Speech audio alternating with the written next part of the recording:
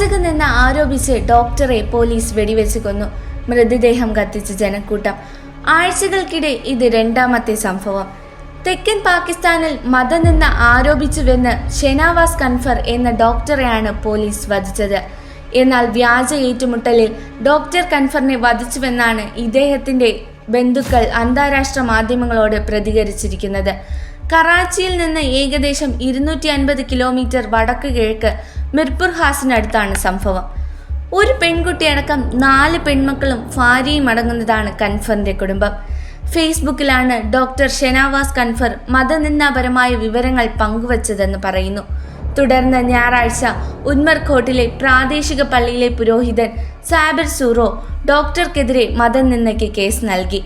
Pakistan penal code section 295C പ്രകാരം ഉന്മർകോട്ട് ടൗണി clinic നടത്തുന്ന കൻഫറിനെതിരെ police കേസെടുത്തിരുന്നു. ഇതിനിടെ ക്ലിനിക് ജനക്കൂട്ടം വലയുകയും തീയിടുകയുമായിരുന്നു.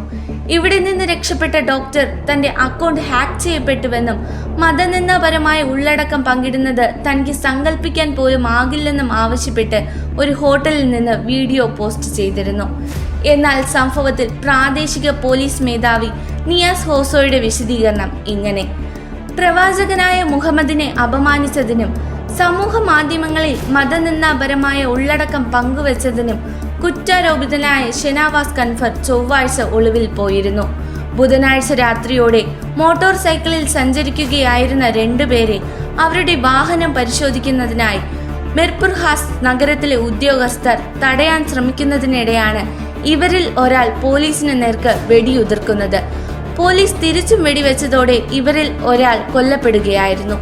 വെടിവയ്പ്പിന് ശേഷമാണ് തങ്ങൾ വെടിവെച്ചത് മതനിന്ദ നടത്തിയ ഡോക്ടർ ഷെനാവാസ് കൻഫർ ആണെന്ന് തിരിച്ചറിയുന്നത്. ഇദ്ദേഹത്തിന്റെ സഹയാത്രികൻ രക്ഷപ്പെട്ടതായും പറയുന്നു. അതേസമയം പാകിസ്ഥാനിൽ ആഴ്ചക്കിടെ വെടിയേറ്റ് കൊല്ലപ്പെടുന്ന രണ്ടാമത്തെ മതനിന്ദ കുറ്റക്കാരനാണ് ഡോക്ടർ ഷെനാവാസ് കൻഫർ. കൊലപാതകങ്ങളെ പാകിസ്ഥാൻ മനുഷ്യാവകാശ കമ്മീഷൻ ശക്തമായി അപലപിച്ചു.